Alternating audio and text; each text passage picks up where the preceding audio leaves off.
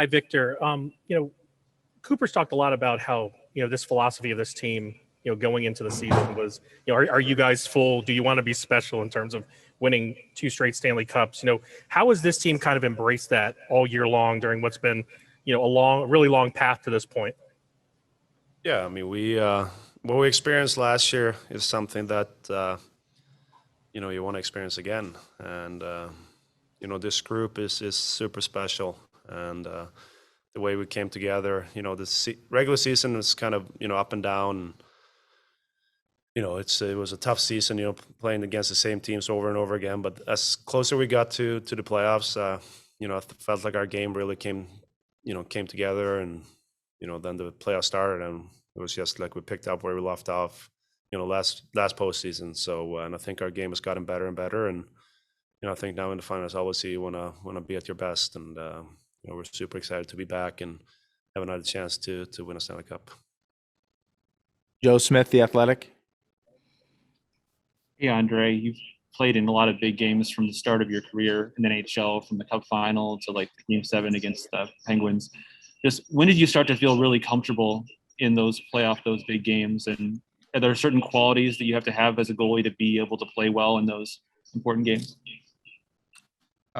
Yeah, it's I guess it's all about the experience and how the team playing in front of you. So in the last 2 playoffs, I think we've been pretty consistent throughout all 4 rounds. And yeah, I mean, when the team playing like this in front of you, you just getting lots of confidence from them and just trying to help them however you can, and just trying to be at your best every night for the guys. So, Eric Erlinson, Lightning Insider. Yeah, for Victor, having been here for as long as you have, and each team always has its own personality and style. But one thing that kind of develops is culture and culture. How have you seen that develop specifically over the last few years, to the point where you guys wave everybody over to make sure they get their picture taken with the trophy there the other night, and just kind of the atmosphere that creates? No, I think that's important. And, you don't get to this point with, just a few individuals. It's take the whole team. And, I think, looking back at the bubble, guys were there for 65 days, and, some guys didn't get into a game, but, still very important, pieces to the puzzle. And the same goes to this year, being on the taxi squad. And if you're playing games, they've always been here and, working their tail off, and, they deserve the same recognition as the guys that play in the game. So, that's what we are. We're, kind of built this, chemistry, and, especially during these difficult times during the pandemic, we've become even closer. And, we've been fortunate enough, obviously, to have some success, and for us to be back where you get to play for the cup again. It takes everyone, and it's a special moment, and to do it in front of our family and fans was obviously very exciting for us. So we're pumped up and ready to go. Greg Wyshynski, ESPN. This is for Victor. Let's say you had to defend Braden Point. How would you do it? He's such an incredible skater, stick handler. What would be the key in trying to stop that guy? I don't know.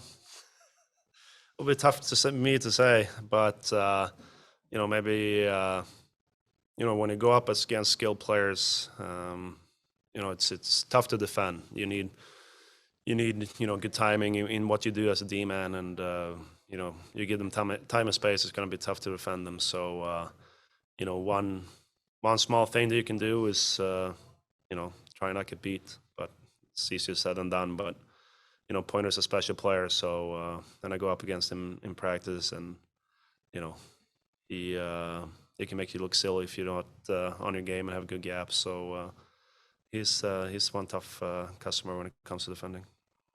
Chris Johnston, Sportsnet. Hey, Victor, you referenced there some of the challenges you guys faced in the regular season. I'm wondering, during that time, did you ever wonder that you'd be able to put everything together to have another run like this at that time? I mean, it's never a question in my mind that we have the the quality and the depth to do one more time. But it was a grind during the regular season. It's tough when you go up, same teams over and over again, and sometimes you play 5-6 straight games, and But like I said earlier, our game really started clicking, and once the playoffs started, it was like we picked up where we left off last year, and everyone knows their roles, what's expected of them every night, and everything started clicking. And I think was a lot of talk about process over outcome during the regular season, and I think that was a big key. Not necessarily focusing on the results, but just the way we were playing and how things were translating onto the ice. And I think that shows dividends now in the postseason. Like I said, we know what's expected of us, and we know which other roles, and we expect a lot of one another. We hold ourselves accountable, and it's been proven to work so far. And one more hurdle before one of the teams always in the cup. But we're super excited to be back here once again, and to do it at home, and obviously in Montreal as well. But to have a chance to win in front of fans is going to be very special. Dan Rosen, NHL.com. Yeah, Andre, obviously so much is made of the goaltending in this series, yourself and Carey. What does it mean to you to be part of it? What do you think about being part of that storyline, being a centerpiece storyline in the series? And do you ever measure yourself up against the goalie that's playing on the other end? And in this case, Carey. Yeah, obviously, Carey is one of the best goalies in NHL, and it'll take lots of effort to beat him. And obviously, it's the big personal challenge as well for myself. It's always it's the game of hockey. You gotta beat the guy on the other side, and you gotta be better than him. And so just I'll give him my best, I hope, and we'll do whatever I could to beat him. And as I said, big challenge. It'll be interesting, I think, for the fans, for the experts, for everybody. Mary Fiallo, Tampa Bay Times. Victor, Andre, both of you have families, and I was curious what it's been like this postseason, getting to have this experience with them again, especially after last postseason and spending 65 days in a bubble and not being able to share those moments with them along the way. For you. Yeah. Mm-hmm. No, it's obviously a lot nicer to be home, and to have your for me, wife and kid, it's obviously very special, especially last night or 2 nights ago when you clinch a trophy, and to do it at home ice and you get to see them. So that's a big difference, and obviously a very good one. But sometimes you just wish restrictions were lifted, and you can have your parents and siblings here as well. But at the end of the day, it's very special to now being a dad. It's very special to share this moment with my baby and my wife. So looking forward to creating some more memories. We'll do 2 more questions. Joe Smith, The Athletic.